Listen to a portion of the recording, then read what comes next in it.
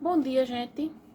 Este vídeo foi feito para satisfazer ao pedido de Henrique Agostinho Silvério, né? Ele pediu para eu fazer um vídeo sobre Zé Arigó, que foi um médium muito conhecido por suas curas espirituais. E para satisfazer ao pedido de outro membro do meu canal, Ademilton Costa, que mora na minha cidade, eu vou definir o que seria mediunidade. É assim, mediunidade é uma qualidade, né? Uma capacidade de ter uma comunicação com o outro lado, o mundo espiritual. Segundo o Espiritismo, todos nós temos essa capacidade em maior ou menor grau. Você pode ouvir, ver espíritos, né? Receber mensagens, fazer psicografias, como as famosas psicografias de Chico Xavier. Assim, médiuns como Zé Arigó e Chico Xavier já foram alvo de muito estudo, principalmente da parte de Padre Quevedo, o caçador de enigmas, que tinha o seu famoso bordão, isso não existe.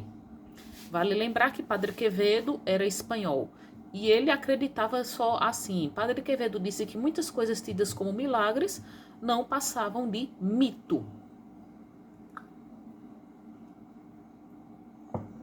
Não passavam de puro mito. Até hoje não houve comprovação científica de muitos milagres atribuídos a santos católicos, segundo o próprio Padre Quevedo. E Padre Quevedo não acreditava em reencarnação, mediunidade e achava ridículo que houvesse gente que levasse a sério o espiritismo. Vamos falar um pouco sobre a história de Zé Arigó, em quem eu obviamente não acredito.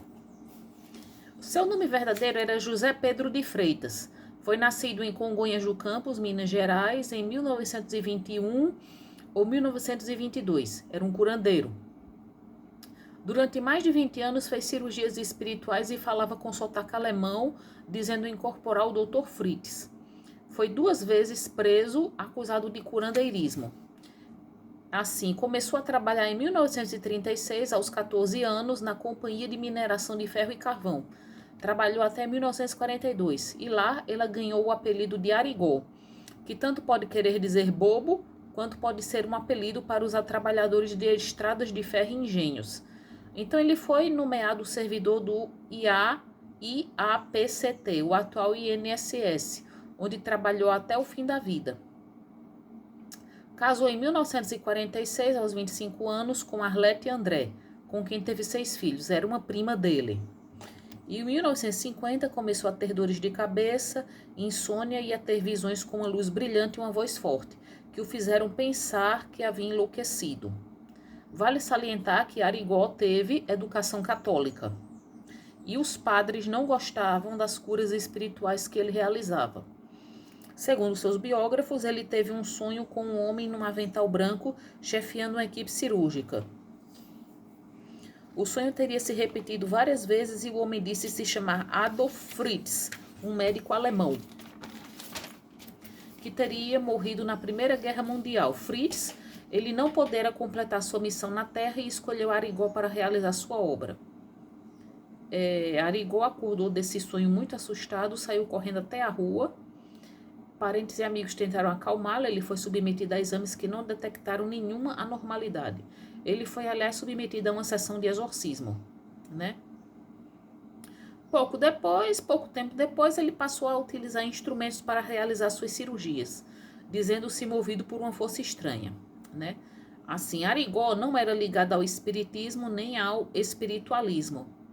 Ele fundou uma clínica, a Rua Marechal Floriano, tratava 200 pessoas por dia, vindas de vários lugares do Brasil, América do Sul, Europa e Estados Unidos. Sofreu processo em 1956 sob acusação de curandeirismo, sendo condenado a 15 meses de prisão, mas não chegou a ser preso, pois recebeu indulto do então presidente Juscelino Kubitschek, que levara a filha para ser tratada por ele.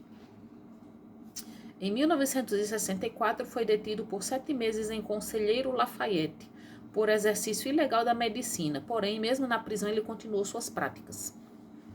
O americano Henry Belk, que pesquisava fenômenos paranormais junto com Henry K. Puharich, fizeram uma pesquisa em Arigó. Puharich teve extraído um lipoma do seu cotovelo esquerdo. Foi indolor, levando apenas 5 segundos, e a incisão de 5 centímetros teve pouco sangue, né?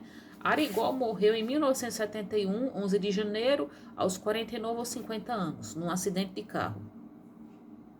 Ele costumava fazer raspagem dos olhos e inserir objetos nas narinas. Às vezes usava facas e canivetes para fazer incisões e aparentemente removia material do corpo. Em certas ocasiões fazia anotações ilegíveis em papel, dizendo serem receitas que só seu irmão, um farmacêutico, seria capaz de ler. Falando sobre Márcia, a filha de Juscelino Kubitschek, ela teria sido curada de uma doença na coluna vertebral, mas isso não é verdade. Ela tinha escoliose desde os 11 anos, às vezes com dores lancinantes e que pioraram após o nascimento de sua filha. Entrou em depressão ao saber que estava também com artrite e precisou fazer uma delicada cirurgia na coluna, tendo que usar um colete de gesso e ficar deitada por 6 meses. O que eu penso? A minha opinião é a mesma de Juscelino, de Padre Quevedo, desculpem. Isso não existe. Bom dia a todos.